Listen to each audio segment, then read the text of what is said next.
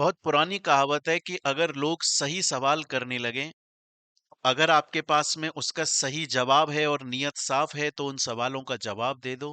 और अगर आपके पास में सही जवाब नहीं है या अगर आपकी नीयत साफ नहीं है तो फिर भीड़ को, जनता को और सवाल पूछने वाले लोग को भटका दो मुद्दे से और किसी दूसरी जगह पर लेकर चले जाओ, ताकि वो सही सवाल ना पूछें, वो दूसरी चीजों में व्यस्त हो जाएं, वहां पर जाकर कोई गलती कर दें और जैसे ही कोई छोटी गलती कर दें उनके ऊपर एक्शन ले लिया जाए।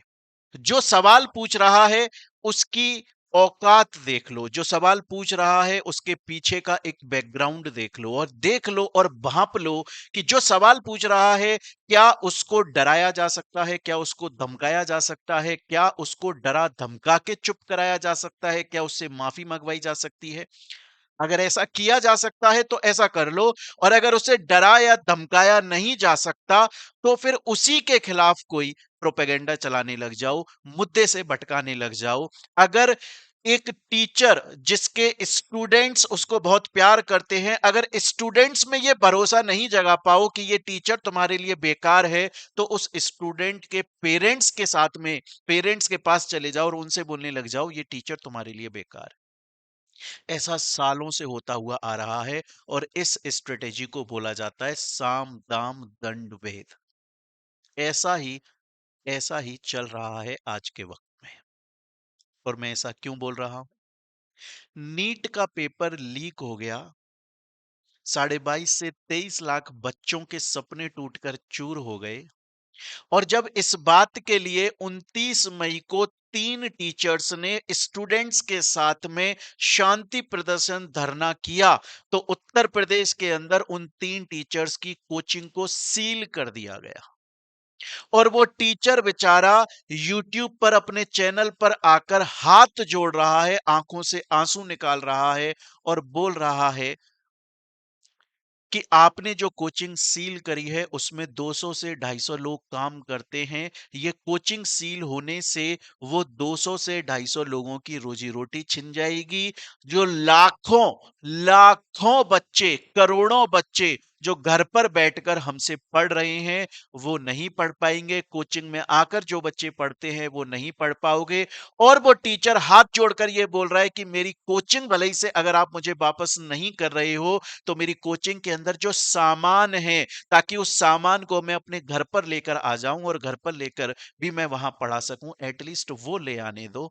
उसके लिए भी तैयार नहीं हो रही है ये गवर्नमेंट, या गवर्नमेंट ना बोलकर मैं बोलूं ये प्रशासन उसके लिए भी तैयार नहीं हो रहा है। जी हां दोस्तों, मैं बात कर रहा हूं इस वक्त विवेक सर की। एग्जामपुर के जो टीचर हैं विवेक सर, आप देखेंगे तो उनका एक वीडियो रिलीज किया है और बहुत ही दर्दनाक होता है, बहुत ही दुखदाई होता है जब एक टीचर जिसकी इज्जत सिर्फ उसके स्टूडेंट्स को ही नहीं, स्टूडेंट के माता पिता को भी करनी चाहिए और जनरली करते हैं। इस दुनिया का हर इंसान टीचर की इज्जत करता है। जब वो टीचर यूट्यूब पर आकर हाथ जोड़कर आंखों से आंसू गिराकर और ये बोलता है कि प्लीज प्लीज 200-250 परिवारों का खाना बंद हो जाएगा, लाखों करोड़ों बच्चों की पढ़ाई बंद हो जाएगी। बड़ी मुश्किल से वैकेंसी आती है, पहली बात तो वैकेंसी नहीं आती, आ जाती है तो फिर कोर्स नहीं आता है, कोर्स आ जाता है हम पढ़ाना शुरू करते हैं तो इस तरह की मुसीबतें होती हैं। बच्चा पेपर देने जाता है, पेपर लीक हो जाता है, फैसिलिटीज नहीं है। मैं हाथ जोड़कर आपसे बोलता हूं मुझे मेरा सामान मेरे घर पे ले जाने दो। बहुत दुखदाई होता है जब एक टीचर आंखों में आंसू लाकर ये बात रो रहा होता है। और जो लोग इसके कारण हैं, जिन लोगों की वजह से टीचर की आंखों में आंसू आए हैं, अगर वो लोग इसको देखकर हंस रहे हैं, बिलीव मानिए आपने कोई बहुत बड़ा तीर नहीं मारा है। भरोसा कीजिए आपने बहुत बड़ा तीर नहीं मारा है। आपने ये जग नहीं जीत लिया है। अगर एक टीचर आपसे रो रहा है ना, आपके सामने रो रहा है, तो आपने बहुत सारी ऐसी चीजें हैं जो आपके कंट्रोल में नहीं है, उन पर काम कर लेते। आप एक टीचर को रुलाकर कोई मतलब वाली बात नहीं बनती है। ऐसा हुआ है उत्तर प्रदेश के अंदर 3 टीचरों के साथ में। सेम चीज हुई है जब सीबीएसई क्लास 12th का जो रिजल्ट है वो गड़बड़ आया। वेदांत श्रीवास्तव जो स्टूडेंट है उसने बोला कि फिजिक्स के अंदर मेरे जो मार्क्स आए हैं, मुझे नहीं लगता कि मेरे इतने कम मार्क्स आने चाहिए थे। जब उसने अपनी कॉपी मंगवाई तो पता चला कि किसी और बच्चे की कॉपी वेदांत श्रीवास्तव के नाम पे फोड़ दी गई है। और जब उसने एक क्वेश्चन उठाया, जब उसने ये ट्वीट किया कि ये जो फिजिक्स की कॉपी है जिसके अंदर मुझे मार्क्स मिले हैं, ये मेरी कॉपी नहीं है, तो वहां पर एक पत्रकार ये ट्वीट करता है कि तुम तो पाकिस्तानी हो, तुम कब से पेपर देने लग गए। सोचिए, 12th क्लास का एक बच्चा जिसके खुद के सपने, उसके घर वाले, उसके रिश्तेदारों के सपने, उसके टीचर्स के सपने, जिसने पूरी साल पढ़ाई करी, कोचिंग ली, अपना तन मन धन दे दिया उस बच्चे ने, और जब उसकी कॉपी उसके सामने आई तो पता चला वो उसकी कॉपी है ही नहीं। और अगर उसने सिर्फ इतना सा सवाल कर दिया कि मेरी कॉपी क्यों नहीं है, किसी और की कॉपी के मार्क्स मेरे नाम पे क्यों दिए हुए हैं, तो उसको बोला जाता है तुम पाकिस्तानी हो अगर ये बात बोलोगे।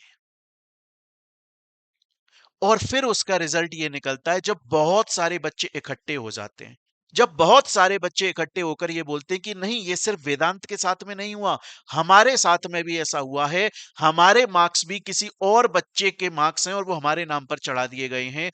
तब बोला जाता है कि ठीक है, हम इसकी गहराई से चेकिंग करेंगे। और थोड़े दिन बाद में न्यूज आती है कि इंडिया के सीबीएसई के एजुकेशन मिनिस्ट्री के अंदर आग लग गई। मैं गारंटी बोलता हूं थोड़े दिन बाद में न्यूज आएगी कि सीबीएसई के स्टूडेंट्स की जो कॉपियां थी वो जल के राख हो गई। अब चेकिंग करें तो करें कैसे, जो आपके मार्क्स हैं उन्हीं को लेकर चले जाओ।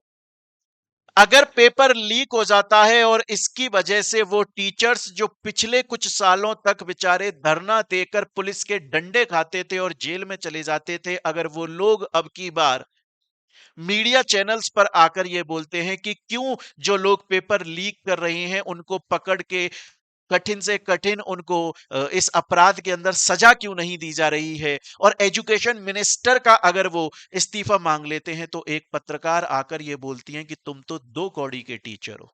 लेकिन जब जैसे ही टीचर इकट्ठे हो जाते हैं, यूनिटी आ जाती है और वो लोग बोलते हैं कि आप हमें दो कौड़ी का नहीं बोल सकते, तो वहीं पर वो पत्रकार अपना एक नया वीडियो रिलीज करके बोलती हैं कि मैंने आप लोगों को नहीं बोला, कुछ हैं यूट्यूब पर ऐसे लोग जिनको पढ़ाना लिखाना नहीं आता है, मैंने तो उनके लिए बोला था। ये सब जो टैक्टिक्स होती है ना दोस्तों, इसे बोला जाता है मुद्दा भटका दो। क्योंकि अगर लोग सही सवाल पूछने लग गए तो जवाब देना भारी पड़ जाएगा। सही जवाब हमारे पास है नहीं और हम देना भी नहीं चाहते हैं। तो एक काम कीजिए, एक काम करते हैं, क्यों ना हम कुछ ऐसी बात बोलते हैं जिससे सिर्फ वो टीचर्स ही नहीं, वो स्टूडेंट्स ही नहीं, आम जनता भी आपस में घुसपुस घुसपुस करने लग जाए और ये पूरा मुद्दा ही भटक जाए। ऐसा ही कुछ हुआ था अंजना ओम कश्यप जी के स्टेटमेंट की वजह से, जिन्होंने बोला कि ये टीचर्स दो कौड़ी के हैं। ऑब्वियस बात है, किसी को भी अच्छा नहीं लगेगा। लेकिन इसका फायदा क्या निकला? इसका फायदा निकला कि मुद्दा भटक गया। इसका फायदा यह हुआ कि मुद्दा भटक गया। मेरी टीचर्स से बस इतनी ही, और टीचर्स और स्टूडेंट से बस एक छोटी सी रिक्वेस्ट है, हमें कोई इलीगल या कोई भी ऐसा काम नहीं करना है जो कानून के खिलाफ जाए। हमें हाथ जोड़कर कानून व्यवस्था से और हमारी सरकार से बस इतना सा बोलना है, एजुकेशन डिपार्टमेंट से इतना सा बोलना है, हम पढ़ाई करने के लिए तैयार हैं, हम मेहनत करने के लिए तैयार हैं, आप जो चाहते हो हम वो सब करने को तैयार हैं, बस आप पेपर तो कम से कम फेयर करा दो। और ये जो पत्रकार इस तरह का उल्टा सीधा बोल रहे हैं, ये ना बोलने लग जाएं। क्योंकि चीफ जस्टिस ऑफ इंडिया ने इंडिया के यंगस्टर्स को कॉकरोच बोल दिया। आप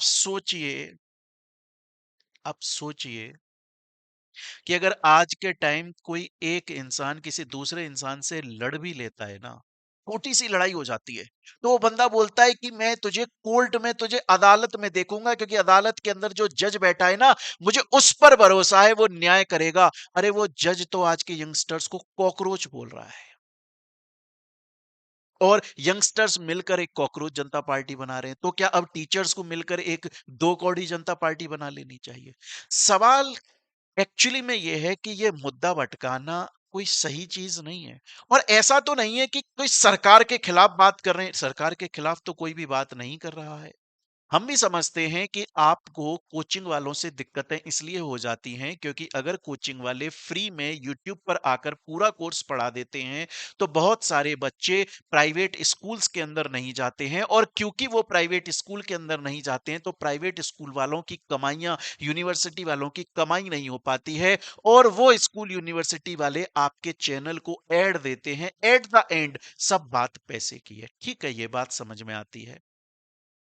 ठीक है, ये बात समझ में आती है, लेकिन सवाल सही पूछे जा रहे हैं। मुद्दा भटकाना, अगर आप मुद्दा भटकाते हो तो भीड़ को ये समझ में आता है, आज की जनता इतनी पागल नहीं है, उसे ये समझ में आता है कि आप जानबूझकर मुद्दे से कहीं दूर ले जाकर बात करना चाहते हो और आप चाहते हो कि लोग जो सही सवाल पूछ रहे हैं वहां से गुमराह हो जाएं।